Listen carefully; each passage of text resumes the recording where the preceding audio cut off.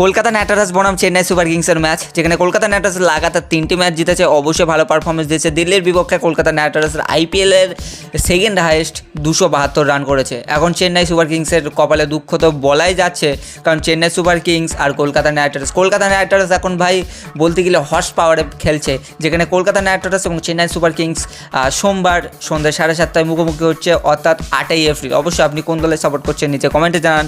আর মুখোমুখি বলতে head to head record, শেষবার আইপিএলে মাত্র দুবারই মুখোমুখি হয়েছিল, আইপিএল 2023-এ।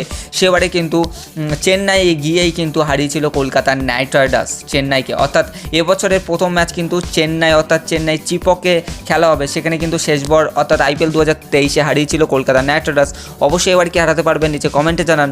তো আজকের ভিডিও এই পর্যন্ত। কলকাতা নাইট রাইডার্স পরবর্তী ম্যাচে কত রান করতে পারবে সেটা কমেন্টে জানান। আর আমার তো মনে হচ্ছে এই ম্যাচে কলকাতা নাইট রাইডার্সের জয় পাবে, কারণ মিচেল স্টার্ক ফর্মে আছে এবং কলকাতা নাইট রাইডার্সের ওপেনারকে কি হারাবে, আর কলকাতা নাইট রাইডার্সের বিপক্ষে কী পিচ বানাবে, কারণ কলকাতা নাইট রাইডার্সের কাছে স্পিনাররাও আছে, ফাস্ট বলাররা আছে। এখন কোন পিচ বানায় সেটা তার উপরে নির্ভর করবে, এবং ধোনির কপালে আমার তো মনে হচ্ছে শনি নামছে, কারণ 8ই এপ্রিল দেখা যাবে কলকাতা নাইট রাইডার্স ধোনিকে হারিয়ে বঙ্গ তামিলিয়ানদের আবারও দুঃখ দেবে। তো আজকের ভিডিও এই পর্যন্তই।